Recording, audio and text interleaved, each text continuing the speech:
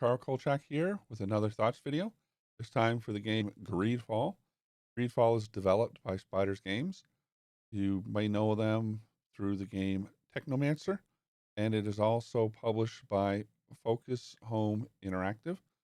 Other games that they've published are things such as Surge, Surge 2, Vampire, Call of Cthulhu, among many others.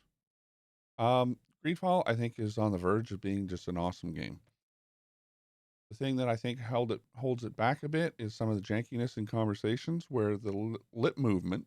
Now, the conversation starts and stops at the right places, but the lip movement doesn't match up really well with the words. The other thing is camera angles in the conversations and position themselves in strange ways. So as characters are talking, the camera may go behind somebody, so you're looking at their shoulder, and that's all you see, or their back. If you're standing next to a wall, it's on the other side of the wall. That happens enough that it's noticeable. The other thing that people have complained about is leashing, which is the area that you have to keep the enemy within before they'll reset and go back to their original position. Their health goes back to 100% and all of that. On normal mode, when I did that playthrough, leashing wasn't that big of an issue. It was a fairly big area. When you get into extreme, that's much smaller. Some are very small, very tight. So when you're fighting those groups, you have to just stay within them, and you gotta be really on top of your dodging and aware of where all they're all positioned, and the combat style sort of definitely changes with that. Again, to me, that's all part of the gameplay. When you're on extreme, things should be more difficult. The things I really liked about this game, the imagery is just stunning. Um, I found numerous times when I'm running around through the world, so I'm stopping on vistas and cliffs and doing a panorama around, looking at things. I'm in the port, looking at the tall ships and all the rigging and the activity going on, and it's just visually very stunning. Um, soundtrack, full orchestra soundtrack. It was really well done. Um, fits into the music, just really fits well into the story, into the activity that's going on. It gets tense when it needs to get tense, that type of thing. Um, and the voice acting was just amazing. There's a made up native language. All the voice actors just nailed it. Um, you really felt that you were interacting with these different groups of natives, and it really made it that along with the music, along with the visuals, really made it an immersive game for me. Um, when you're running around in the world, there's a loot, lots of loot. There's a crafting, well built out crafting system involved. You have attributes, skills, and talents. Your skills determine your playstyle. So you're a magic user, a warrior, and the other I don't remember the name, but you're basically a ranged DPS where you can use guns and throw bombs. So those playstyles are fairly different. You can take pieces of different ones to make yourself a magic build with some melee built into it, or you can do I'm a magic build with some bombs, or I'm melee with bombs and guns, and so there's a lot of diversity in terms of that build out, which is nice. I did two run throughs, one as a magic user on normal, one as a warrior on extreme, the highest difficulty. Combat systems were very different. Play styles, their combat styles were very different, so the fights felt newer the second time through. And the second time through, I enjoyed it almost as much as I did the first. There's some of the story you've already run through, so you're aware of that. You know sort of what's coming up.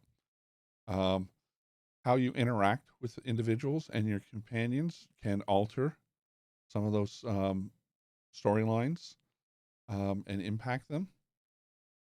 That being said, there's a main quest, there are companion quests, there are missions, so there's a lot of stuff to do, and side quests that you'll pick up too as you're doing other questing.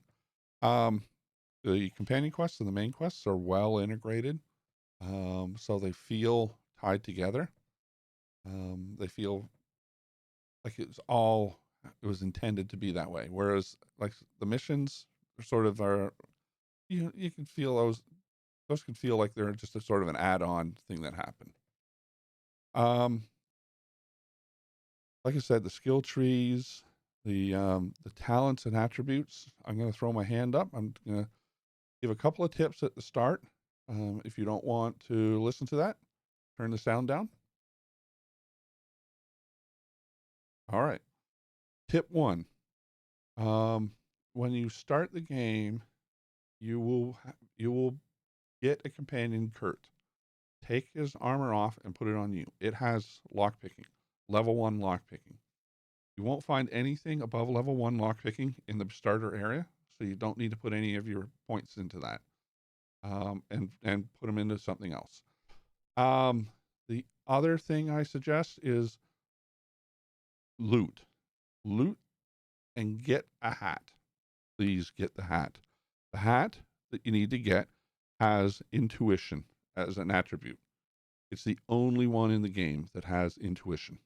Don't sell it. No, no, no, no, no. And don't recycle it, because it comes in handy that when you're going to spend your points, you don't have to put them all into that intuition tree. Last, is that it? I think that's it.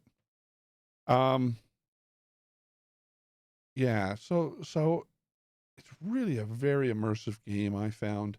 With the exception of the lip syncing and the cuts, camera angles on the conversation cutscenes. That's really it, which is pretty minor when you look at all the how games are coming out these days. I did 2 playthroughs, both were 50 hours long. I didn't run into any bugs to speak of. Game never crashed on me. Um, it was just an enjoyable playthrough. Spider Games is definitely somebody that I'm going to be looking forward to in their next game.